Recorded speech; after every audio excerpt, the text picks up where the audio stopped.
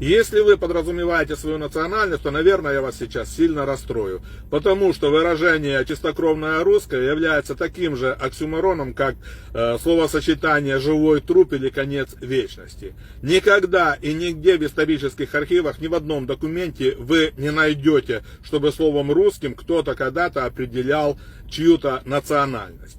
Слово «русский» через мягкий знак определяло принадлежность в Древней Руси, когда прохожий мог спросить работающего в поле крестьянина: «Ты чьих будешь?» И он ему отвечал: «Я руського князя холоп».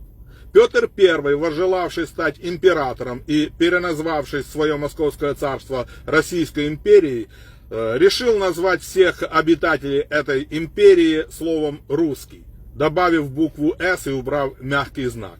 Но и Петр I, и последовавшие за ним цари, императоры и генсеки оставили суть – рабскую принадлежность. Потому что этим словом «русский» называют принадлежность человека к чему бы то ни было и к кому бы то ни было на всей истории использования этого слова. В свое время коммуняки хотели создать свою новую национальность под названием «советский человек». И многих жителей СССР называли этим словом. Но слава богу, что совок просуществовал по историческим меркам недолго, и у коммуняк ничего не вышло. Слово «русский» как часть речи означает имя прилагательное. И это, наверное, единственный случай в истории человечества, когда люди добровольно называют себя именем прилагательным.